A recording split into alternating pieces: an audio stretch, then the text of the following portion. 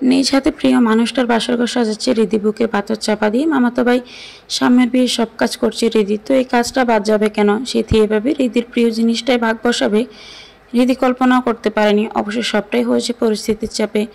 নেশাখোর ছেলের সাথে সম্পর্কে জড়ায় সিথি। পরিবার উপায় না পেয়ে তড়িঘড়ি করে সাম্য সিথির বিয়ে দিয়ে দেয়। সাম্যের যে বিয়েতে মত ছিল তা নয়, সে কৈশোর থেকে রিদিকে ভালোবাসে। কিন্তু রিদি জানে তার মামি মানে সাম্যের মা তাকে কিছুতেই মেনে নেবে না, কারণ সে সাম্যদের বাড়ির আশ্রিতা। এমনিতেই সে তার মামির চোখের বালি। সে কোনোদিনও রিদিকে নিজের পুত্রবধূ হিসেবে মানবেন না। তাই নিজে সাম্যকে বুঝিয়ে বিয়ের জন্য রাজি করায়। মাস দুয়েক আগে কাবিন হয়ে গেছে। আজ ঘটা করে অনুষ্ঠান করে সিথিকে তুলে আনা হচ্ছে। সিথি সাম্যের মামাতো বোন, দুঃসম্পর্কের আত্মীয় হলেও রিদির খুব ভালো বন্ধু ছিল সে। এতটাই ভালো বন্ধু যে নিজের প্রিয় জিনিসটাই সে সিথির হাতে তুলে দিল। পুরো বাসা খালি, খালিও বলা চলে না। বাসায় শুধু রিদি আর সাম্যের মা আছেন। বাসর ঘর সাজানো হয়ে গেছে, রান্না করা যায় রিদি। নববধূকে বরণের জিনিসপত্র গোছাতে হবে তো। রিদি আর সাম্য পরস্পর মামাতো ফুফাতো ভাই বোন। রিদির 14 বছর বয়সে অগ্নিদগ্ধ হয়ে মারা যায়। মা মারা যাওয়ার 3 মাসের মাথায় রিদির দাদা তাকে নতুন মা এনে দেয়, কিন্তু পথ তো কখনো আপন হয় না। সৎ মা রিদির উপর চালাতে থাকে নির্মম অত্যাচার। বঞ্জির মধ্যেই নিজের বোনকে খুঁজে পেতেন সাম্যের বাবা। রিদির কষ্ট তার সহ্য হলো না, তাই নিয়ে আসেন নিজের কাছে। কিন্তু এখানে তার স্ত্রীর চোখের বিষ হয়ে যায় রিদি। কিন্তু যতক্ষণ সাম্যের বাবা বাসায় থাকতেন ততক্ষণ সাম্যের মা রিদিকে ফুলের টোকাও দেওয়ার সাহস অব্দি পেত না। হাতের কাজগুলো সেরে ফ্রেশ হয়ে যায় রিদি। ঠিক সেই সময় গাড়ির হর্নের আওয়াজে পায় রিদি। নিশ্চয়ই সাম্যদা সিথির দিকে নিয়ে এসেছে। কোনো রকমে ওনাট দিয়ে মুখ মুছে বেরোয় রিদি। বধূবরণের নিয়ম কানুন শেষে সিথিকে বাসর করে রেখে নিজের ঘরে যেতে নেয়। ঠিক সে সময় সাম্য রিদির পথ আটকায়। রিদি সাম্যকে এড়িয়ে যেতে চায়, কিন্তু সে ব্যর্থ হয়। আর কত চোখের জল লুকাবি আমার থেকে? রিদির চোখের জল আর সবার চোখের জল এড়ালেও সাম্যের চোখ এড়ায়নি। তাই তো পটাটকে রিদিকে জিজ্ঞাসা করে সাম্য। রিদি হাত দিয়ে চোখের জল মুছে বলল, পথ ছাড়ো সাম্যদা, কাজ আছে আমার। আর কত দূরে থাকার বাহানা দিবি? বাহানা মানে? আমার সত্যিই কাজ আছে, তুমি সিথির কাছে যাও, ও তোমার জন্য অপেক্ষা করছে। কথাটা বলে রিদি চলে যায়। অন্যান্য দিনের মতো আজ রিদির উপর জোর খাটানোর অধিকার সাম্যর নেই। বিয়ের কাবিন নামায় সই করে সে অধিকার হারিয়েছে সাম্য। পয়লা বসন্তে মিসেস হ্যানার কোল জোরে আসে রিদি। সাম্য তখন 5 বছরের এক ছটপটে বাচ্চা। হাসপাতাল থেকে ফুফি একটা পুতুল নিয়ে বাড়িতে প্রবেশ করে। সাম্য ছুটে যায় সেই পুতুলকে কোলে নেবে বলে। বিছানায় বসিয়ে দেওয়া হয় ছোট্ট সাম্যকে। পুতুল কোলে নিয়ে সাম্য কি যে খুশি। খেলার সাথী এসেছে সাম্যের। এখন আর একা একা থাকতে হবে না। সাম্যের বাবা বোনের সাথে মিলিয়ে পুতুলের নাম রাখেন রিদি। সেই রিদি হয়ে ওঠে সাম্যর কৈশোরের প্রেম আর যৌবনের অপূর্ণ ভালোবাসা। সেই অপূর্ণ ভালোবাসা যে বুকে পাথর চাপা দিয়ে নিজেদের সাম্যের বিয়ের সব কাজ সামাল দিচ্ছে। মেয়েরা বড়ই অদ্ভুত জাত। ছোটবেলায় যে মেয়েটি হোঁচট খেয়ে পড়ে ব্যথা পেয়ে কান্নায় সারা বাড়ি মাথায় তুলত, আজ সেই মেয়েটি দিনে বুকে পাথর চাপা দিয়ে হাসি মুখে ঘুরে বেড়ায়, আর রাতের আধারে আয়নার সামনে কেঁদে নিজেই নিজেকে সান্ত্বনা দেয়। সব গাছ গুছিয়ে বিছানায় গায়ে লিয়ে দেয় রিদি। কান ইয়ারফোন গুজে প্লে করে অনুপম রায়ের গান। অনুপম রায়ের গান যেন কেমন করে রিদির কষ্টের ভাগ বসায়। গান শুনতে শুনতে রিদির গাল বেয়ে অশ্রু পড়ে। সবে 18 পড়েছে রিদির, এখনও টিনেজার এই যে আছে। ভীষণ খারাপ সময় এটাই। এ সময় সব ছেলে মেয়েরাই খুব আবেগপ্রবণ হয়। রিদির ক্ষেত্রেও হয়তো তার ব্যতিক্রম হয়নি। হতে পারে সাম্য তার বয়সের আবেগ, কিন্তু রিদিও কি সাম্যের কাছে বয়সের আবেগ? কে জানে। রিদির এখন একটাই চাওয়া, সাম্য সিথিকে নিয়ে সুখে থাকুক। সময় নদী স্রোতের মতো বহমান। কেটে গেছে প্রায় 6টা মাস। এই কয়েক মাসে রিদির সাম্যর সামনে খুব একটা দরকার ছাড়া যায়নি। কথা বলাও কমিয়ে দিয়েছে সাম্যের সাথে, যাতে পুরনো ক্ষতটা আবার দগদগে নাও হয়ে ওঠে। সন্ধ্যায় মাগরিবের নামাজ পড়ে এসে সোফায় গায়ে লিয়ে দেন সাম্যের বাবা সালাম সাহেব। শ্বাস নিতে প্রচুর কষ্ট হচ্ছে তার। বসন্তের শুরু সবে, শীত এখনও পুরোপুরি যায়নি। এই অবস্থাতে তার হাত পা ঘেমে পুরো কাকভেজা হয়ে গেছেন। বুকের বাঁ পাশটাও কেমন যেন ব্যথা করছে। তিনি রিদির কাছে 1 গ্লাস পানি চান। ডাইনিং থেকে রিদি গ্লাসে করে পানি এনে দেয়। মামার এই অবস্থা। অস্থির হয়ে পানির গ্লাসটা সালাম সাহেবের দিকে বাড়িয়ে দেয়। কাপা হাতে রিদির হাতে গ্লাসটা নেন সালাম সাহেব। তড়িঘড়ি করে ফ্যান অন করে রিদি। মামার এই অবস্থা দেখে রিদি ঘাবড়ে যায়। চিৎকার করে সাম্যকে, সিথিকার মামিকে ডাকে রিদি। বিলকিস বেগম স্বামীকে দেখে ভয় পেয়ে যান। সিথি বালতি করে পানি আনে। মাথায় পানি ডালা হয়। সাম্য অ্যাম্বুলেন্স ডাকে নিয়ে আসে। নিয়ে যাওয়া হয় সালাম সাহেবকে হাসপাতালে। ডাক্তার জানায় তিনি হার্ট অ্যাটাক করেছেন। যত তাড়াতাড়ি সম্ভব সার্জারি করা দরকার। এনজিওগ্রাম করে জানা যায় তার হার্টে মোট 17টা ব্লক ধরা পড়েছে। সেগুলোর বেশিরভাগ ব্লকই পার্সেন্টেজ 90-এর উপরে। তাই বাইপাস সার্জারি ছাড়া উপায় নেই। সাম্য টাকা জোগাড় করে যত তাড়াতাড়ি সম্ভব সার্জারি করিয়ে নেয়। সালাম সাহেবের সেবার জন্য বিলকিস বেগম আর রিদি হসপিটাল থেকে যায়। সাম্য চাকরি সামনে যতটা সম্ভব হাসপাতালে থাকে আর স্মৃতি ঘর সামলায়। ভাইয়া জানো, তুমি যখন আমার রাগ ভাঙাও না, আমার তখন খুব ভাল লাগে। আচ্ছা, এরপর থেকে আমি আর তোর রাগ ভাঙাবো। আমি বুঝতে পেরেছি তুই কারণ ছাড়া রাগ করিস। আহ্লাদে কণ্ঠে সাম্য ছোট্ট রীতির কথার জবাব দেয়। রীতি উঠে দাঁড়ায়, দৌড় দেয় সন্ধ্যার কুয়াশার দিকে, হারিয়ে যায় কুয়াশার আড়ালে। সাম্য চিৎকার করে ডাক দেয়, পুতুল। চিৎকার করে ঘুম থেকে উঠে যায় সাম্য। সাম্যর চিৎকার শুনে সিথি উঠে পড়ে। ঘুম মাখা চোখ কচলাতে কচলাতে বলে, কি হলো সাম্য? কিছু না। খাটের পাশে টেবিল থেকে গ্লাস নিয়ে পানি ডক করে খেয়ে ফেলে সাম্য। তারপর চোখ বোঝে। সকালে বাসায় যাওয়ার সময় আচমকা একটা ছেলের সাথে হৃদির ধাক্কা লাগে। ছেলেটা তখন হসপিটালে ঢুকছিল আর হৃদি বেরোচ্ছিল। ধাক্কা লাগে, একে অপরে মেঝেতে পড়ে যায়। হৃদি কোনো রকমে উঠে কাপড় থেকে ময়লা ঝাড়তে লাগে। ছেলেটা নিজের জামা থেকে ময়লা ঝেড়ে বলে, আই এম এক্সট্রিমলি সরি, দেখতে পাইনি। না না, ঠিক আছে, শান্ত গলায় ছেলেটার কথায় জবাব দেয় হৃদি। তারপর গন্তব্যের দিকে হাঁটা লাগায়। ছেলেটা অপলক দৃষ্টিতে হৃদির যাওয়ার পানে চেয়ে থাকে। যে কয়েকদিন সালাম সাহেব হাসপাতালে ভর্তি ছিলেন, সে কয়েকদিন প্রায় ছেলেটার সাথে হৃদির দেখা হতো। ছেলেটা যে হৃদির সাথে কথা বলতে আসতো, হৃদিও ভদ্রতার খাতিরে ছেলেটার সাথে কথা বলতো। বিষয়টা বিলকিস বেগম খেয়াল করেন। তিনি হৃদিকে ডেকে বলেন, বাইরের ছেলের সাথে এত কথা কিসের তোর? মামি, আমি তো আর চেয়ে ওনার সাথে কথা বলতে চাইনি। উনি আসছেন আমার সাথে কথা বলতে, তো ভদ্রতার খাতিরে বলতে হবে না? ভদ্রতার খাতিরের কথা। এরপর যদি দেখি তোর একদিন কি আমার একদিন।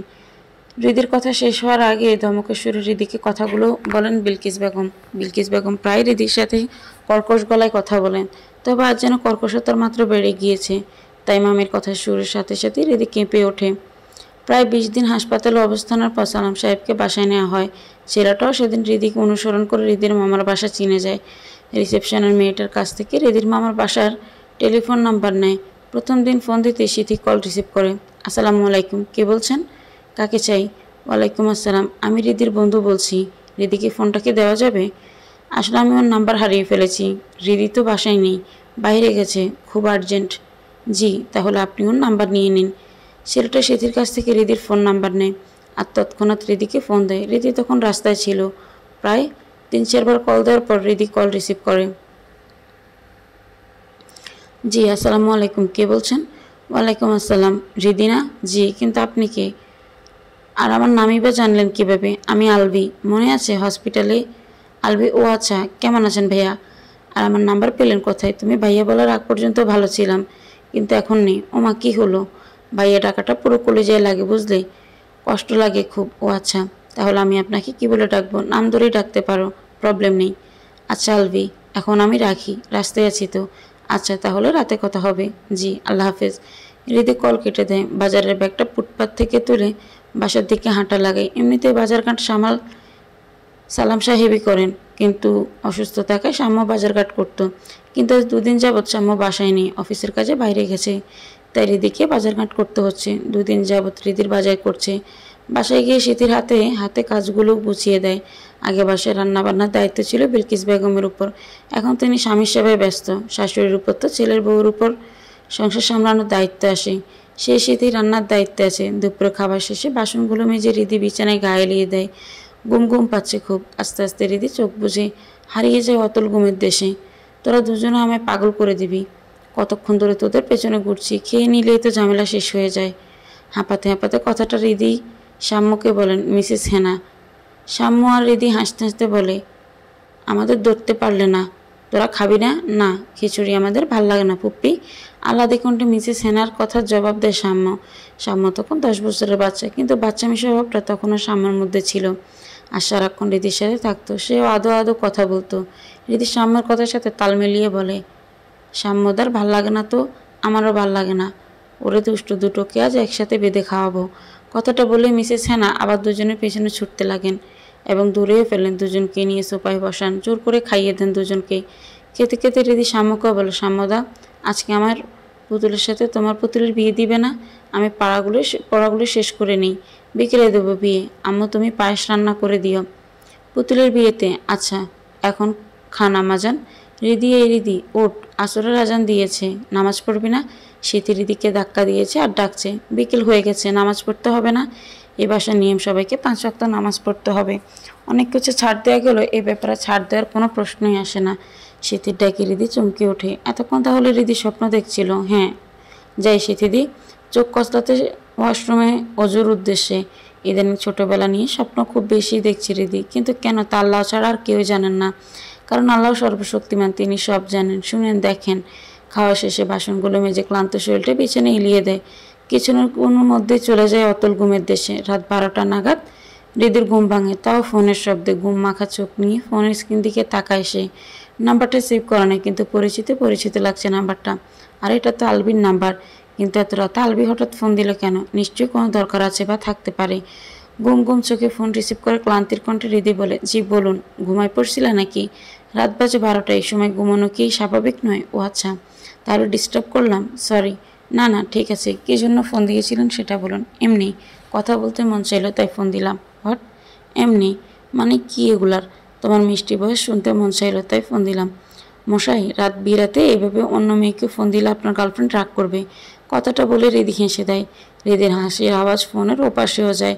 রিদির হাসি শুনে আলবিও মুচকি হাসে আর ও বলে, হ্যালো ম্যাডাম, আমার কোনো গার্লফ্রেন্ড নেই, আমি pure single. By the way, আপনার বফ কেমন আছে? বফ নাই কেন? ডোন্ট নো, আমার ঘুম পাইতেছে। আচ্ছা, আর ডিস্টার্ব করবো না, গুড নাইট ম্যাডাম। প্রতিদিন রাতেই প্রায় রিদিকে আলবি ফোন দিত। রিদিও আলবির সাথে কথা বলাটা খুব উপভোগ করত। কোনোদিন ফোন দিতে দেরি হলে রিদি খুব চিন্তায় পড়ে যেত। এতদিনে ছেলেটার প্রতি মায়া জন্মে গেছে রিদির। মেয়েদের মায়া বরাবরই বেশি থাকে। তারা আঠা নষ্ট হওয়া, টিপ ভাঙা ছুরি, জোড়া হারানো কানের দুলটাও যত্ন করে রেখে দেয়। এই জন্য তাদের মায়াবী বলা হয়। মায়াবীদের কোনো পুরুষবাচক শব্দ নেই। মায়া ভয়ঙ্কর সুন্দর। এই জিনিসটা একটা মেয়ের জীবনে যেমন সুখের জোয়ার বয়ে আনে, ঠিক তেমনি দুঃখ কষ্ট বয়ে আনে। ঠিক যেমনটা হয়েছিল বাংলার শেষ নবাব সিরাজউদ্দৌলার স্ত্রীর সাথে। তিনি প্রথমে নবাবের মায়ায় পড়েন, পরে ভালোবেসে বিয়েও করেন। কিন্তু সুখ তার কপালে বেশি দিন সয় না। দুঃখ কষ্টের ভাটা পড়ে তার জীবনে। হত্যা করা হয় বাংলার শেষ স্বাধীন নবাবকে, বেগম লুৎফুন্নেসা। এতটাই বাংলার শেষ নবাবের মায়ায় পড়েছিলেন যে পরবর্তী জীবন সে নবাবের কবরের প্রদীপ মোমবাতি জ্বালিয়ে কাটিয়ে দিয়েছেন। আচ্ছা, তুমি কি বাচ্চা পড়াও? আগে পড়াইতাম, এখন পড়াই না। কেন? ফোনের পাশ থেকে আলবির কথায় জবাব দেওয়ার পাল্টা প্রশ্ন করে রিদি। ফোনের ওপাশ থেকে আলবির জবাবে বলে, আমার ছোটো ভাইটা ক্লাস 2তে উঠলো, ওর জন্য প্রাইভেট টিউটর খুঁজছিলাম। পড়াবে আমার ছোটো ভাইটাকে? দেখি, আমি মামার সাথে কথা বলে তোমায় জানাবো। আচ্ছা, কটা বাজে খেয়াল আছে? ফোনের ওপাশ থেকে আলবির কথা শুনে রিদি ঘড়ির দিকে তাকায়, দেখে 1:30 বাজে। এত রাত হয়ে গেছে রিদি বুঝতেই পারেনি। আলবির সাথে কথা বললে সময় কেমন যেন তাড়াতাড়ি বয়ে যায়। কি হলো ম্যাডাম, বললেন না তো কয়টা বাজে? ফোনের ওপাশ থেকে রিদির দিকে প্রশ্ন ছুঁড়ে মারে আলবি। লজ্জামাখা কণ্ঠে রিদি আলবির প্রশ্ন উত্তর দেয়, ইয়ে মানে 1:30। ঘুমাবেন না? ঘুম আসছে না। ঘুমায় পড়েন, আবার সকালে উঠেই তো তোমাকে রাজ্যের কাজ করতে হয়। কখনো খারাপ লাগে না? খারাপ লাগবে কেন? নিজের ঘরের কাজ কার খারাপ লাগে? নিজের ঘর। তুমি না তোমার মামার বাড়ি থাকো? মামা কি আপন না? মা মারা যাওয়ার পর বাবার আদর থেকে বঞ্চিত হই। তখন তো মামাই আমার কাছে টেনে নিয়েছেন। সামুদার থেকে মামা আমায় কোনো অংশ কম দেখে না। কিন্তু তোমার মামি? আলবির কথা শুনে রিদি দীর্ঘশ্বাস ফেলে হাসি মাখা কণ্ঠে বলে, মামি তো আমায় আরও বেশি ভালোবাসে, তাই তো বকাঝকা করেন। অনেক রাত হয়েছে, আল্লাহ হাফেজ। আল্লাহ হাফেজ। রিদি ফোন কেটে দেয়। স্টাডি টেবিলের পাশে চার্জিং পয়েন্ট ফোন চার্জে দিয়ে বিছানায় শুয়ে পড়ে। দীর্ঘশ্বাস ফেলে রিদি সে জানে মামির কাছে রিদি বোঝা, কিন্তু ঘরের কথা কি আর বাইরের মানুষকে বলা যায়? লোকে ছিছি করবে। ছোটবেলায় রিদি বেশ পেট পাতলা স্বভাবে ছিল, কোনো কথাই গোপন রাখতে পারত না। তাই রিদির মা রিদিকে বলতেন, আমার কাছে বলছিস কেন? কিন্তু বাইরের মানুষের কাছে কখনো বলবি না, লোকে ছিছি করবে আর সুযোগ পেলে কটু কথা বলবে। সময় আর পরিস্থিতি কত কিছুই বদলে দেয়। 4-5 বছর আগে সে রিদি এখন বদলে গেছে। কিছু হলেই বাড়ি মাথায় করতো। যে মেয়ে আজ সে মেয়ে চুপচাপ থাকতে শিখে গেছে, গোপন রাখতে শিখে গেছে। হাজারো কথা। যে মেয়ে গোসল করে বাথরুমে কাপড় ফেলে আসতো অন্য কেউ তার কাপড় দিবে বলে, সে মেয়ে আজ 4-5 জনের কাপড় দিব্যি দিয়ে দিচ্ছে। হাত নষ্ট হয়ে যাবে বলে যে মেয়ে বাসন মাজতো না, আজ সে মেয়ে 3 বেলায় এঁটো বাসন ধুচ্ছে। কেউ নিজের জিনিসের দিকে তাকালে যে মেয়ে তাকে সহ্য করতে পেত না, আজ সেই মেয়ে হাসি মুখে প্রিয় জিনিসটাকে অন্যের হাতে তুলে দিয়েছে। মেয়েদের জীবনটা ঠিক এরকমই, স্যাক্রিফাইসের মানিয়ে নিয়েই চলে যায়। দুটো চোখের একটি দিকে নিজের পরিবার আপনজনের সুখ দেখে, আর অন্য চোখ দিয়ে ভালোবাসার মানুষটার। নিজের দিকে তাকানোর সময় সুযোগটা কোনোটাই নেই তার। কেন যেন ইদানিং রাত হলে হৃদির মায়ের কথা খুব মনে পড়ে। আজকেও মনে পড়েছে। হৃদি দীর্ঘশ্বাস ফেলে চোখের কার্নিশ থেকে জল গড়িয়ে বালিশে পড়ে। হৃদি তো এসেছি দিল এবার, তাই না? জি মামা। কথাটা বলে সালাম সাহেবের প্লেটে তরকারি দেয় হৃদি। সালাম সাহেব রুটির টুকরো মুখে দিয়ে বললেন, তা বিয়ে শাদী করার ইচ্ছে কি এখনও আছে?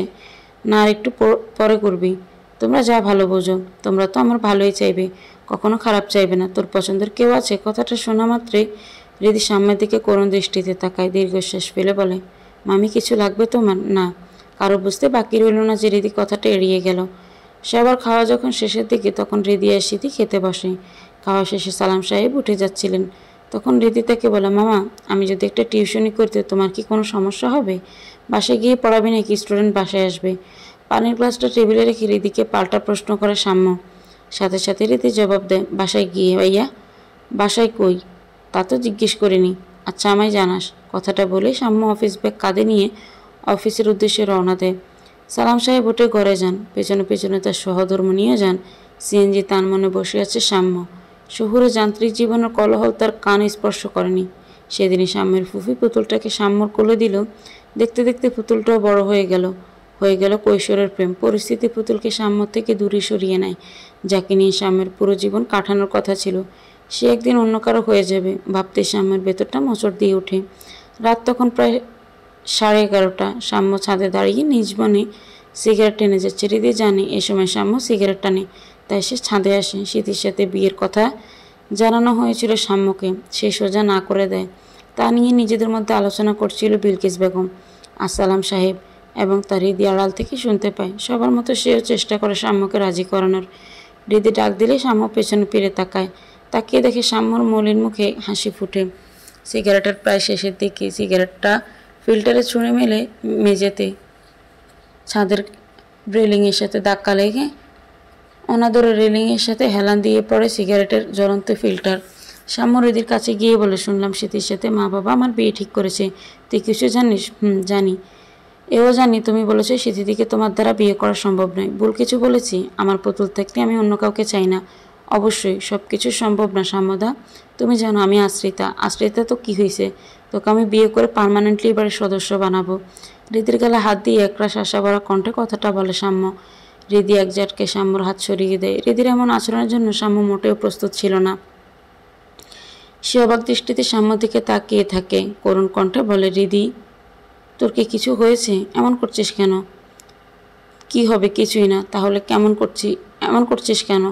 তুই কি আমায় আর ভালোবাসিস না? এসব ভালোবাসার পূর্ণতা পায় না সাম্যদা। ওনার খুশির জন্য কখনো কখনো নিজেদের স্যাক্রিফাইস করতে হয়। কি বলতে চাইছিস তুই? সিথিদিকে এ বাড়িতে বউ করে নিয়ে এসো। হৃদির মুখে এমন কথা শুনে সাম্যর মাথায় রক্ত চড়ে যায়, আর আগে ওর চোখে রক্তিম বর্ণ ধারণ করে। পাগল হয়েছিস? কি বলতেছিস এগুলা? ওর মতো মেয়েকে আমি বিয়ে করব? নেশাখোর ছেলের সাথে সম্পর্ক। 2-3 বার বাসা থেকে বেরিয়ে গেছে। জানো সাম্যদা, মেয়েরা না অনেক সরল হয়। হতে পারে ছেলেটা স্মৃতিদিকে ফুসলিয়ে বের করে নিয়ে গিয়েছিল। অন্তত আমার খুশির জন্য স্মৃতিদিকে বিয়ে করো। কথাটা বলে হৃদি দীর্ঘশ্বাস ফেলে। সাম্য সিগারেটে আগুন ধরিয়ে এক টান দেয়, দীর্ঘশ্বাস ফেলে বলে, আমি ওকে বিয়ে করলে তুই খুশি হবি? কেন নয়, অবশ্যই খুশি হব। কীভাবে? মামা মামি খুশি হবে। আর তুই? আমি সব সময় নিজের কথা ভাবলে হবে? কবি বলেছেন, ভোগে নয় ত্যাগেই প্রকৃত সুখ। হৃদির কথা শুনে সাম্য ফিক করে হেসে দেয়। এই মেয়েটার বাচ্চামি স্বভাব হুট করেই চলে আসে, তাও সিরিয়াস মোমেন্টে। তখন না হেসে থাকা যায় না। হৃদি চলে যাচ্ছিল, ঠিক সেই সময় সাম্য হৃদিকে পেছন থেকে ডাকে। হৃদিও পেছন পেরে তাকায়। সাম্য মুচকি হেসে বলে, বেশ তাই হবে। আমি সিথিকেই বিয়ে করব, কিন্তু একটা আবদার রাখবি। কি? কাছে আয়। হৃদি সাম্যর কাছে যায়। সাম্য হৃদির কপালে এঁকে দেয় তাদের ভালোবাসার শেষ চিহ্ন, যদিও চোখ বন্ধ করে তা পরমা এসে গ্রহণ করে। 3 দিন হলো হৃদি আলবির ভাই ওবিকে পড়াচ্ছে। মামার বাসা থেকে আলবির বাসায় আসতে প্রায় 10 মিনিট লাগে রিকশায় গেলে, আর হেঁটে গেলে আধা ঘন্টা লেগে যায়। কিন্তু একটা বিষয় হৃদির খটকা লাগছে, সে এখন পর্যন্ত আলবির মা বাবাকে দেখেনি। এত বড় বাড়িতে ছেলে একটা বাচ্চাকে নিয়ে তো কখনোই একা থাকতে পারবে না। হৃদি আবার সোজা কথার মেয়ে। সেদিন হৃদিকে আলবি এগিয়ে দিচ্ছিল। এমন সময় হৃদি বলে, আচ্ছা পুরো বাসায় কি তুমি আর অভি একাই থাকো? আরে তুমি পাগল নাকি? আমি একা থাকবো কিভাবে? না মানে তোমার বাবা মা কাউকে দেখলাম না তো, তাই জিজ্ঞেস করলাম আর কি। হৃদির কথা শুনে আলবি মুচকি হাসে আর বলে, বাবা ইহকালের মায়া ত্যাগ করেছেন অনেকদিন আগে। মা চাকরি করেন, তাই এখনো পর্যন্ত মাকে দেখতে পাওনি। হৃদি আর কিছু বলেন না। আলবির কথা শুনে মুচকি হাসে। ইদানিং হৃদির মুচকি হাসি দেওয়া খুব বেড়েছে। কথায় কথায় সে মুচকি হাসে। রিক্সা না পাওয়ায় আজ হৃদি হেঁটেই বাসায় যায়। বোরকাটা ছেড়ে মুখ ধুয়ে সিথির ঘরে যায়। সিথি তখন ফোনে কথা বলছিল। হৃদি গিয়ে সিথিকে ডাক দেয়।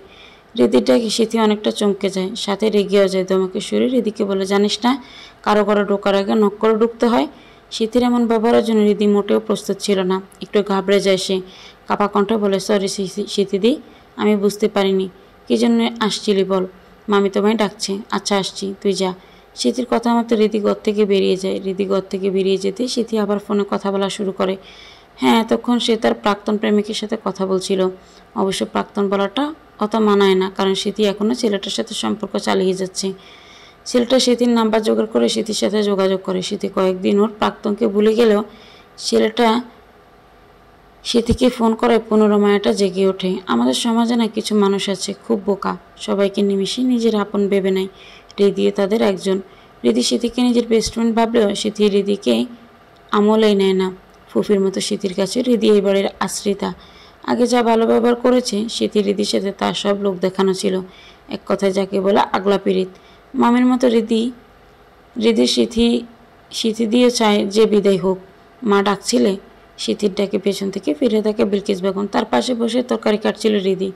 বিলকিস বেগম সিথিকে তরকারি কাটার নির্দেশ দেন আর হৃদিকে বলেন ঘর ঝাড়ু দিয়ে মুছে ফেলতে। হৃদি মামির আদেশ পালনের জন্য লেগে পড়ে ঝাড়ু নিয়ে।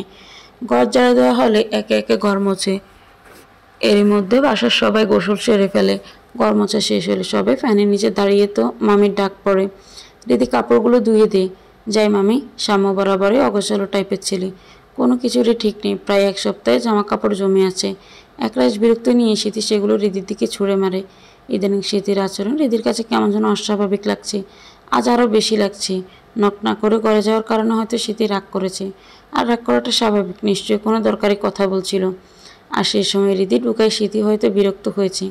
কাপড়গুলো দিয়ে ছাদে রোদে দিতে যায় হৃদি। তখনই সিথি চুল ঝাড়া দিতে দিতে ছাদে আসে। সিথিকে দেখে হৃদি গলা জোরে কাশে। সিথি হৃদির দিকে তাকিয়ে চুল মুছতে মুছতে বলে, কিছু বলবে? হ্যাঁ, সরি সিথিদি। কেন? নক না করে ঘরে ঢুকেছিলাম, তুমি মেবি রাগ করেছো আমার উপর। সিথি মুচকি হাসে। তোয়ারাটা রোদে শুকিয়ে দিয়ে হৃদিকে রেলিংয়ের কাছে নিয়ে যায়। হাত দুটো রেলিংয়ে বাদ দিয়ে বলে, জানিস হৃদি, ইদানিং না নিজের একটা বেডসাইড নিজের ধরেছি। এই বেডসাইডটা না আগে ছিল না। হঠাৎ করে কীভাবে বেডসাইডটা আমার মধ্যে এলো আমি নিজেই বুঝছি না। কি বেডসাইড সিথিদি? অল্প কিছুতেই রিয়েক্ট করে ফেলি, ঠিক যেমনটা তোর সাথে করেছিলাম। তুই রাগ করিস না প্লিজ। আর রাগের কি আছে? আমার দোষ ছিল বলেই তুমি আমায় ধমক দিয়েছিলে। হাসতে হাসতে সিথির কথা জবাব দেয় হৃদি। সিথি মুচকি হেসে হৃদির গালে হাত দিয়ে বলে, পাগলি মেয়ে। অফিস থেকে আসতে সাম্য গণিত হৃদির দিকে যায়। হৃদি তখন বিছানায় হেলান দিয়ে বই পড়ায় ব্যস্ত। সাম্যকে দেখে মাত্রই হৃদি উঠে দাঁড়ায়। হৃদি কিছু বলতে যাবে তার আগে সাম্য বলে, সিথি কই? বিকেলের দিকে বের হইলো, বলল বান্ধবীর বাসায় যেতেছে বেড়াইতে। কোনো দরকার? আমার নীল টি শার্টটা খুঁজে পাচ্ছি না, আসো আমি দিতেছি। বইয়ের বুকমার্ক দিয়ে হৃদি সাম্যের ঘরের থেকে পা বাড়ায়। সাম্য পেছন পেছন যায়। সাম্যের ঘরে ওর জামা কাপড় রাখার জন্য আলাদা আরএফএলের একটা ওয়ার্ড্রোব আছে। বিকেলে ছাদ থেকে কাপড়গুলো নিয়ে এসে সাম্যের কাপড়গুলো বাঁচ করে সেখানে রেখেছিল হৃদি। ড্রয়ার থেকে টি শার্টটা বের করে সাম্যের হাতে দেয় হৃদি। এত অলস হলে চলবে না, দুদিন পর বাচ্চার বাবা হবা, আর এখনও তোমায় জিনিস খুঁজে দিতে হয়। কথাটা বলে হৃদি রান্নাঘরের দিকে পা বাড়ায়। অফিস থেকে এসে সন্ধ্যায় চা খাওয়ার অভ্যাসটা সাম্যের বেশ পুরনো। আগে হৃদি সাম্যকে চা বানিয়ে খাওয়াতো, বিয়ের পর সিথি সেই দায়িত্ব পালন করে। আর সিথি না থাকে হৃদিকে সাম্যের জন্য চা বানাতে হচ্ছে। সাম্যর ঘরে চৌকাঠ পেরোনোর আগে হৃদিকে সাম্য পেছন থেকে ডাক দেয়। হৃদি পিছন ফিরে তাকায়। তোর কথায় তো সিথিকে বিয়ে করলাম। কি মনে হয় তোর সিথিকে বিয়ে করে আমি সুখে আছি? কম আসি তোমার সামনে, কথাও কম বলি, যাতে তোমার মন আমার উপর থেকে সরে যায়। আসলে কি জানো, একই ছাদের তলে আছি তো, তাই আমাদের কারো মায়া কাটাতে চাচ্ছে না একে অপরের প্রতি। তাড়াতাড়ি বাসা থেকে বিদায় হতে পারলে আমিও শান্তি পাই, আর তুমিও। হ্যাঁ তাই কর। তবে আমি বলে দিলাম, ভেতর ভেতর যে আগুনে আমি পুড়ে মরছি তার জন্য দায়ী বাসার সবাই, বিশেষ করে তুই, জানি আমি। কিন্তু আমাদের কাছে নিজেদের ভালো থাকার থেকেও বেশি গুরুত্বপূর্ণ মামা মামির ভালো থাকা। মা মারা এতিম মেয়ের জন্য তারা যা করেছে তার ঋণ আমি শোধ করতে পারবো না। বাবা মার ভালো থাকার জন্য ছেলে হিসেবে তুমি এতটুকু স্যাক্রিফাইস করতেই পারো, আর পারলে আমায় ক্ষমা করে দিও। কথাটা বলে রিদি দৌড়ে সেখান থেকে চলে যায়। শাম্মুর এদিকে ডাক দিতে গিয়েও থেমে যায়। শাম্মুর হাতে চায়ের কাপখানা দিয়ে রিদি আবার নিজের ঘরে যায়। চা খেয়ে শাম্মু দেখে ঘড়ির কাঁটায় সন্ধ্যা 7টা বাজে, অথচ এখনও স্মৃতির আসার কোনো নামগন্ধ নেই। সে স্মৃতিকে ফোন লাগায়, কিন্তু ফোন বন্ধ, হয়তো চার্জ শেষ। অফিসের কিছু ফাইল আলমারিতে ছিল। শাম্মু সেগুলো বের করে আলমারি খুলতে এসে আকাশ থেকে পড়ে। আলমারি স্মৃতির কোনো জামা কাপড় নেই, লকারটাও খোলা। সাম্য দেখে লকারে স্মৃতির কোনো গয়না নেই, সব ফাঁকা। সাম্য হন্তদন্ত হয়ে বিলকিস বেগমকে ডাক দেয়। আম্মু, স্মৃতি কই? বান্ধবীর বাসায় গেছে। কোন বান্ধবীর বাসায় গেছে? কিছু বলেছে? আর সঙ্গে কী ছিল? কি আর থাকবে, ছোট পার্স। ও নিজে থেকে বলে নাই কোন বান্ধবীর বাসায় গেছে। আমিও জিজ্ঞেসও করি নাই। বোকার মতো কাজ করেছো কেন? কি হয়েছে? ঘরে শীতের জামা কাপড় গয়নাগাটি কিছুই নেই। কি? বাসার আশেপাশে তন্ন তন্ন করে স্মৃতিকে খোঁজা হয়। সব বান্ধবীর বাসায় খোঁজ নেওয়া হয় যে স্মৃতি কারো বাসায় গিয়েছে কিনা, কিন্তু সবারই একই উত্তর, স্মৃতি তাদের কারো বাসায় যায়নি। তাহলে গেল কোথায়? থানায় কি চিঠি করা উচিত? কিন্তু পুলিশকে আদৌ মামলা নেবে? যেহেতু এখনও 12 ঘন্টা পেরোয়নি, স্মৃতি নিখোঁজ। বাইরে থেকে এসে একলা হতাশ নিয়ে ধপ করে বিছানায় বসে পড়ে সাম্য। দুপুরের দিকে স্মৃতির আচরণ এখনও হৃদির মনে নাড়া দিচ্ছে। কেন যেন মনে হচ্ছে স্মৃতির নিখোঁজ হওয়ার সাথে দুপুরের কলের কোনো কানেকশন আছে। মনে জমে থাকা কিছু প্রশ্ন নিয়ে সে সাম্যর কাছে যায়। হৃদি কাছে যেতে সাম্য মাথা উঁচু করে হৃদির দিকে তাকায় আর বলে, আমি এখন খাবো না, তুই যা। না খেলে তো শরীর খারাপ করবি। একটা মানুষ নিখোঁজ, আর তুই ভাবলি কীভাবে পরিস্থিতিতে আমার গলা দিয়ে খাবার নামবে? জাজালো কণ্ঠে দমকেশ্বরী হৃদিকে কথাগুলো শুনিয়ে দেয় সাম্য। সাম্যর এমন আচরণে হৃদি কেঁপে ওঠে। সাম্য খুব শান্ত স্বভাবের ছেলে, সহজে রাগ করে না। তবে যখন রাগ করে তখন পুরো অগ্নিয়গিরির মতো ফেটে যায়। অগ্নিগিরির আশেপাশে থাকা ভূমি জিনিসগুলোর মতো হৃদি কেঁপে ওঠে। তোমায় কিছু বলতাম আমি সাম্যদা। কি? স্মৃতিদি না আজকে দুপুরে কার সাথে যেন কথা বললো। আমি ঘরে ঢুকতে স্মৃতিদি রেগে যায়। আমার মনে হয় স্মৃতিদির মিসিং হওয়া আর দুপুরের বিহেভিয়ারের কলের কোনো না কোনো কানেকশান আছে। কার সাথে কথা বলেছে জানিস? জানলে তো তোমায় বলতাম না। কি? ভাবলাম তোমার কাজে লাগবে তাই বললাম আর কি।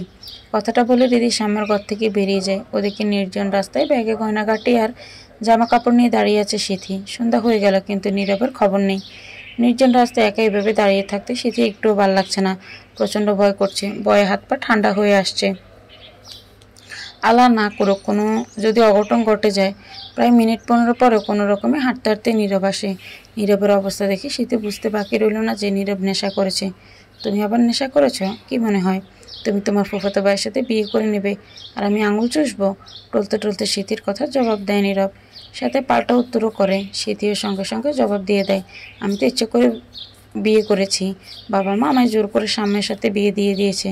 কি জানি কার মনে কি থাকে, সেই ভালো জানে। যাকগে, বাদ দাও। যা বলেছিলাম এনেছ? কই? স্মৃতি নীরবের সামনে ব্যাগ এগিয়ে দেয়। ছিলের মতো ছৌ মেরে নীরব স্মৃতি থেকে ব্যাগ নিয়ে যায়। ব্যাগ খুলে সব কিছু ঠিক আছে কিনা দেখতে লাগে। ব্যাগে স্মৃতির নিজের জামা কাপড়গুলো গুছিয়ে রেখেছিল। নীরব সেগুলো এলোমেলো করে ব্যাগ থেকে বের করে ছুঁড়ে ফেলে মাটিতে। নীরবের এরকম আচরণে স্মৃতিটা কিছুটা ঘাবড়ে যায়। কাপা কণ্ঠে সে বলে, কি করছে এসব নীরব? নীরব স্মৃতির কথার জবাব দেয় না। গয়নাভর্তি ব্যাগ নিয়ে পালিয়ে যেতে নেয়। স্মৃতি বাধা দেয় তাকে। কই যাও আমায় রেখে? হাত ছাড়। না, ছাড়বো না। তোমার জন্য আমি স্বামী সংসার ফেলে আসলাম, আর তুমি আমায় ফেলে রেখে যাচ্ছ? নীরব কি করবে ভেবে পায় না। পাশে থাকা ইটের টুকরো দিয়ে আঘাত করে স্মৃতির মাথায়। স্মৃতি অজ্ঞান হয়ে যায়। আশেপাশে তখন কোনো মানুষ ছিল না। নীরব গয়নার ব্যাগটা নিয়ে পালিয়ে যায়। সবুজ ঘাসের উপর অজ্ঞান হয়ে পড়ে থাকে স্মৃতি। শুনছেন নীরব রাস্তায়, ল্যাম্পপোস্ট নেই, ছাদের জ্যোৎস্না, টর্চার ফোনের ফ্ল্যাশ লাইটের আলোয় বর্ষা। মানুষজনের সমাগম কম এখানে। এক ব্যক্তি সেই রাস্তা দিয়ে যাচ্ছিলেন। চাঁদের জ্যোৎস্নায় তিনি আবছা আবছা দেখতে পায় যে রাস্তার ধারে ঘাসের উপর কেউ পড়ে আছে। লোকটা সেখানে যায়। গিয়ে দেখে একটা মেয়ে ঘাসের উপর অজ্ঞান হয়ে পড়ে আছে। লোকটা ফোনের রিংটোন শুনতে পায়। খুঁজে দেখে কাপড়ের নিচে পড়েছিল। ফোনটা সম্ভবত মেয়েটারই হবে। লোকটা কল রিসিভ করতে ওপাশ থেকে রিদি। হ্যালো সিথিদি, তুমি কই? বান্ধবীর বাসায় যাবা বলে বের হয়েছিল, কোথাও তো পেলাম না। আর ফোন ধরছিল না কেন? জি হ্যালো, আপনি যাকে চাইছেন সে অজ্ঞান হয়ে পড়ে আছে। আপনি কে? জি আমি আকাশ। রাস্তার ধার দিয়ে যাওয়ার সময় একটা মেয়েকে পড়ে থাকতে দেখি। কাছে গিয়ে দেখি মেয়েটার ফোন পাচ্ছে। রিসিভ করতেই আপনি। আপনি কোথায়? জায়গার নাম বলেন। জলদি বলেন। আকাশ জায়গাটা ঠিকানা দেয় হৃদিকে। হৃদি আকাশকে সেখানে কিছুক্ষণ থাকতে অনুরোধ জানায়। দিনকাল ভালো না, জানোয়ারের ভয়ে ভরে গেছে দেশটা। খবরের কাগজ খুলতেই শুধু দর্শন আর দর্শন। সবাইকে বিশ্বাস করা যায় না। আকাশ যেহেতু ফোন রিসিভ করে সব জানিয়েছে, তাই ওকে বিশ্বাস করা যায়। হৃদি আর সাম্য আকাশের বলা ঠিকানায় রওনা দেয়। রাত হয়, রাস্তায় গাড়ি ঘোড়া খুব একটা নেই, তাই হৃদি সাম্য স্মৃতির কাছে পৌঁছাতে খুব একটা সময় লাগেনি।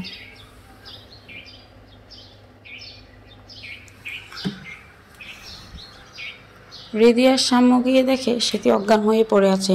চারপাশটা ছড়িয়ে ছিটিয়ে আছে স্মৃতির আনা জামা কাপড়। হৃদি গিয়ে স্মৃতিকে ধরে। আকাশের প্রতি কৃতজ্ঞতা প্রকাশ করে সাম্য তাকে বিদায় করে দেয়। চারপাশটা ভালো করে দেখে সাম্য। গয়নাগাটি নিয়েই তো বাসা ছাড়ছে, তো ওগুলা কই? উফ সাম্যদা, এখন এসব নিয়ে ভাবার সময়? দেখো না, স্মৃতি অজ্ঞান হয়ে পড়ে আছে।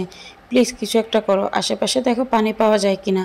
থাকুক অজ্ঞান হয়ে, ওর মতো চরিত্রহীন মেয়ের বেঁচে থাকাটার অধিকার নেই। জাজালো কণ্ঠ কথাটা হৃদিকে বলে সাম্য। সরল মনে মেয়েটা ভুল করে ফেলেছে, তাই বলে সাম্য এমন করবে? মানুষ মাত্রই তো ভুল হয়। সাম্য স্মৃতির প্রতি এমন আচরণে হৃদির খুব রাগ হচ্ছে। সেও সাম্যকে পাল্টা ধমক শুরু বলে, তোমায় বলছি আমি পানি আনতে, না আনলে বলো আমি আনতেছি। এতই যদি রাগ স্মৃতিদের উপর, তো আসলে কেন আমার সাথে? আমি একাই আসতাম। সাম্য আর হৃদিকে কিছু না বলে কথায় কথা বাড়ে। বাইকের কাছে গিয়ে দেখে বোতল আছে, কিন্তু পানি নেই। আশেপাশে খুঁজে একটা পুকুর পায়, সেখান থেকে পানি এনে হৃদির গায়ে দেয়। নিয়ে পানি নিয়ে আমায় উদ্ধার কর। হৃদি মুখ বেঞ্চিয়ে কেটে সাম্যর থেকে হাত থেকে পানি নেয়, স্মৃতির মুখে পানি ছিটা দেয়। পরপর 3বার পানি ছিটা দেওয়ার পর স্মৃতির জ্ঞান ফিরে। এই মুহূর্তে সাম্যর ইচ্ছে করছে স্মৃতির গালে কষিয়ে চড় মারতে। বেহায়া মেয়ে কোথাকার, গয়নাগাটি নিয়ে পালিয়েছে। তুই যদি সমস্যা তোর সাম্যকে বলতেই পারতো, মুক্তি দিয়ে দিত সাম্য তাকে। তারপর হৃদি নিজেকে করে নিত সে। হৃদি দৌড়ে স্মৃতিকে দাঁড় করায়। সাম্য তেড়ে যায় স্মৃতির দিকে, কিন্তু হৃদির চোখ রাঙানির কাছে হার মানতে হয় তাকে। ঘরের এক কোণে মাথা নিচু করে দাঁড়িয়ে আছে স্মৃতি, পাশে হৃদি। সামনে বসে আছে স্মৃতির মা বাবা, সাম্যর মা বাবা। ঠিক ঘরের আরেক কোণায় ঘৃণা ভরা দৃষ্টিতে স্মৃতির দিকে অগ্নিচোখে তাকিয়ে আছে সাম্য। ইচ্ছে করছে মেয়েটাকে জ্যান্ত কবর দিতে, তাতেও স্মৃতির প্রতি সাম্যের রাগ মিটবে কিনা সন্দেহ। তোর কি আদৌ লজ্জা বলতে কিছু আছে? শেষ হয়ে নেশাখোর। গলা আটকে আসছে স্মৃতির বাবা শফিক সাহেবের। মেয়ের এরকম কাজের জন্য তিনি চোখ তুলে তাকাতে পারছেন না। বিয়ের সময় 5.5 ভরি স্বর্ণ দিয়ে সাজিয়ে আনা হয়েছিল স্মৃতিকে। সবই নেশাখোর ছেলে নীরব নিয়ে গেছে। সোফা থেকে উঠে কষিয়ে চড় দেন মেয়ের গালে শফিক সাহেব। এমনিতেই পুরো পরিবেশ থমথমে, তার উপর এমন ঘটনা ঘটায় পুরো ড্রয়িং রুমে আরও নীরবতা ছেয়ে যায়। গালে হাত দিয়ে মাথা নিচু করে দাঁড়িয়ে থাকে সিথি। হৃদি যে কিছু বলবে সে সাহস হৃদির হচ্ছে না।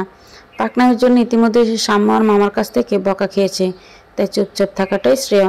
ভাইজান, তুমি তোমার মেয়েকে নিয়ে যাও, লাগবে না আমার এমন দুশ্চরিত্রা মেয়ে। এর চেয়ে ঢের গুণে ভালো মেয়ে আমি সাম্যের জন্য পাবো। মুখে বেঞ্চি কেটে সোজাসুজি নিজের সিদ্ধান্ত জানিয়ে দেয় বিলকিস বেগম। বোনের কথা শুনে শফিক সাহেবের মাথায় আকাশ ভেঙে পড়েন। তিনি আদৌ কি তার মেয়ের সংসার টেকাতে পারবেন? পরে তো আর বিয়েও দিতে পারবেন না। ইচ্ছে করছে মেয়েটাকে গলা টেপে মেরে দিক, কিন্তু না, বিপদের সময় মাথা ঠান্ডা রাখতে হয়। তাই এই মুহূর্তে শফিক সাহেবের উচিত মাথা ঠান্ডা করে ব্যাপারটা সামাল দেওয়া। করুণ কণ্ঠ বোনের কাছে আর্জি জানায় সে যাতে তার মেয়েকে মাফ করেন, কিন্তু বিলকিস বেগম নিজের সিদ্ধান্ত অটল। সে আর স্মৃতিকে করে রাখবেন না। শফিক সাহেব অসহায়ের মতো সালাম সাহেবের পায়ে পড়েন। মেয়ের সংসার বাঁচাতে সালাম সাহেবের করুণা হয়। আর একটা সুযোগ দেওয়া উচিত। শান্ত গলায় তিনি বলেন, আচ্ছা, তবে এটাই শেষ। শফিক সাহেব হাঁপ ছেড়ে বাঁচেন। স্মৃতি কেঁদে দেয়। ইনশাল্লাহ ও এবার নিজেকে শুধরে নেবে, আর ভুল করবে না সে। কিছুদিনের মধ্যে সাম্য আর স্মৃতির সম্পর্ক স্বাভাবিক হয়ে যায়। সেই সাথে বাসার পরিস্থিতিও স্বাভাবিক হয়ে যায়। একে একে হৃদির জন্য ভালো ঘর থেকে সম্বন্ধও আসে। রূপগুণে সব দিক দিয়ে হৃদি পরিপূর্ণ, তবে বেশিরভাগ সম্বন্ধগুলোই ছেলে বয়স্ক হয়ে যায়। আর বাবা মা ছাড়া হৃদি মা নেই, তাই সে শ্বশুর শাশুড়ি ছাড়া বিয়ে করবে না। বিয়ের আগে মা বাবার আদর পায়নি, বিয়ের পরে অবশ্যই মা বাবার আদর পেতে হবে। হৃদির এমন কথা শুনে বিলকিস বেগম বলেন, শ্বশুর শাশুড়ি ছাড়া বিয়ে করবি, ঝামেলা নেই। হৃদি মুচকি এসে তখন একটাই উত্তর দেয়, শ্বশুর শাশুড়ি চাই আমার। তোমায় কে বললো মামি? আমার মা বাবা চাই। জি। 4টা মেয়ে আছে, প্রতি মেয়ে 70,000 রাজি। রাজি, কিন্তু 5টা হলে ভালো হয়। আচ্ছা, আমায় কিছুদিন সময় দিন, ব্যবস্থা করছি। কথাটা বলে ফোন কেটে দেয় আলবি। মেয়েদের গোঙানির শব্দে ঘরের আকাশ বাতাস ভারী হয়ে এসেছে। সবার একই আর্জি, তাদের ছেড়ে দেওয়া হোক, কিন্তু আলবির তাতে মন ভরে না। তার টাকা চাই, প্রচুর টাকা চাই। মেয়েগুলোকে দেখে যে কারো জিভে জল চলে আসবে। আলবিরও লালসা লাগছে মেয়েগুলোকে দেখে, কিন্তু নিজেকে নিয়ন্ত্রণ করতে হবে। কাস্টমার বলে দিয়েছে, একেবারে খাঁটি ভার্জিন মেয়ে চাই। তাই ব্যবসার লাভের জন্য হলেও আলবিন নিজেকে নিয়ন্ত্রণে রাখতে হবে। হ্যাঁ, আলবি নারী পাচারকারী দলের লোক। ওর টার্গেট থাকে এতে মেয়েরা 4টা মেয়েকে আজই এখান থেকে সরিয়ে দেওয়ার কথা ছিল, কিন্তু একটা মেয়ে কম পড়ায় আজ আলবির মেয়েগুলোকে সরানো হয়ে ওঠে না। হাতের কাছে আর কোনো মেয়েকে না পাওয়ায় আলবির হৃদির উপর চোখ পড়ে। রূপে জান্নাতি হুর, মা মরা মেয়ে, বাবা তাই পর হয়ে গেছে। মামি আর মামাতো ভাইয়ের বউয়ের চোখের বালি। এই মেয়ে নিখোঁজ হলে কেউ খোঁজ খবর নেবে না। তবে আজ না, লাস্টবারের মতো আমাকে দেখে আসুক হৃদি। কথাগুলো ভাবতে ভাবতে একটা পৈশাচিক হাসি দেয় আলবি। ঘরে থাকা মেয়েগুলো কেঁপে ওঠে। এর মধ্যে হৃদির ডাক আসে, আলবি যাই। কথাটা বলে আলবি ঘর থেকে বেরোয়। ভালো করে দরজা আটকে হৃদির কাছে যায়। হৃদি ব্যাগ গোছাতে গোছাতে বলে, তোমার ভাই কিন্তু পড়াশোনার ডিল দিয়েছে। হোমওয়ার্ক 2 দিন ধরে পাই না, কাল যেন পাই। এ বলদ, এত ভালো একটা টিউটর আনলাম, তাও তুই আজকে তোর হচ্ছে। হৃদিকে বিদায় করে দিয়ে প্ল্যান সাজায় আলবি। সেই প্ল্যানে সাহায্য করে আলবির মা। নারী ও শিশু পাচারকারী লোকের কাছে তিনি বিউটি আম্মা নামে পরিচিত। নারী ও শিশু পাচার করা ছাড়াও তিনি মাদক ব্যবসায়ী। জেলে গিয়েছেন বহুবার, কিন্তু কুকুরের লেজ তো সোজা হয় না। যথারীতি আর 5টা দিনের মতো হৃদি বিকেলে অবিকে পড়াতে আসে। আলবির মা তাকে চা খেতে দেন। সেই চায়ের মধ্যেই মিশানো ছিল নেশাদ্রব্য।